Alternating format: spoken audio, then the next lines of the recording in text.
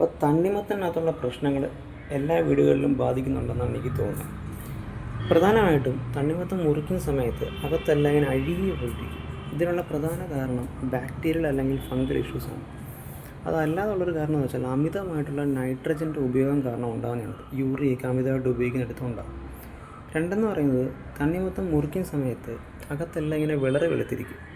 ഇങ്ങനെ വിളറി വെളുത്തിരിക്കാനുള്ള പ്രധാന കാരണം എന്ന് പറഞ്ഞാൽ ഒന്ന് നൈട്രജൻ്റെയും പൊട്ടാസ്യത്തിൻ്റെ അളവ് അമിതമായിട്ട് ഉപയോഗിക്കുമ്പോൾ, രണ്ടെന്ന് പറയുന്നത് ഇതിനകത്തുള്ള ഗ്രോത്ത് ഹോർമോൺസിൻ്റെ അളവ് കൂടുതലായിട്ട് ഉപയോഗിക്കും.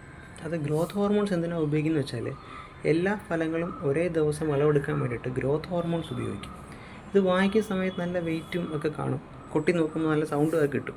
പക്ഷെ മുറിച്ച് നോക്കുമ്പോൾ അകത്തെല്ലാം വിളറി വെളുത്തിരിക്കുകയും ചെയ്യും. കഴിക്കുമ്പോൾ ഒരു ടേസ്റ്റും കാണത്തില്ല, ഒരു മധുരവും കാണത്തില്ല. മൂന്ന് പറയുന്നത് തണ്ണിമത്തൻ മുറിക്കുന്ന സമയത്ത് അകത്തെല്ലാം ഇങ്ങനെ വെടിച്ച് കീറിയിരിക്കും. ഇതിനുള്ള പ്രധാന കാരണം ഇതിൻ്റെ വിത്ത് പാകുന്ന സമയത്ത് തന്നെ ഇതിൻ്റെ വിത്തിന് പ്രോപ്പറായിട്ടുള്ള പരാഗണം നടന്നു കാണത്തില്ല. അല്ലെങ്കിൽ ഒത്തിരി ഡ്രൈ ആയിട്ടുള്ള ഏരിയയിൽ നല്ലതുപോലെ പെട്ടെന്ന് മഴ പെയ്യുമ്പോൾ അങ്ങനെ ഉണ്ടാകുന്നൊരു ഷോക്ക് മൂലവും ഇങ്ങനത്തെ ക്രാക്കുകൾ ഉണ്ടാകും. പിന്നെന്ന് പറയുന്നത് കാൽഷ്യത്തിൻ്റെയും ബോറോണിൻ്റെയും അളവ് വളരെ കുറവായിട്ടിരിക്കുന്ന സമയത്തും ഇങ്ങനെ ഉണ്ടാകും. അപ്പോൾ ഈ അവസാനം പറഞ്ഞ പ്രശ്നം പോലും പിന്നെയും നമുക്കൊരു പരിധി വരെ ക്ഷമിക്കാൻ പറ്റുന്നില്ല. പക്ഷേ ബാക്കിയെല്ലാം അങ്ങനത്തെ പ്രശ്നങ്ങൾ നിങ്ങൾ കാണുകയാണെങ്കിൽ നിങ്ങൾ വാങ്ങിക്കുന്ന കടകളിൽ തന്നെ തിരിച്ചു കൊണ്ട് കൊടുക്കുക. കാരണം നമുക്കത് കഴിക്കാൻ പറ്റുന്നില്ല, പിന്നെ നമ്മൾ വാങ്ങിക്കുന്നതിനകത്ത് അർത്ഥമില്ലല്ലോ.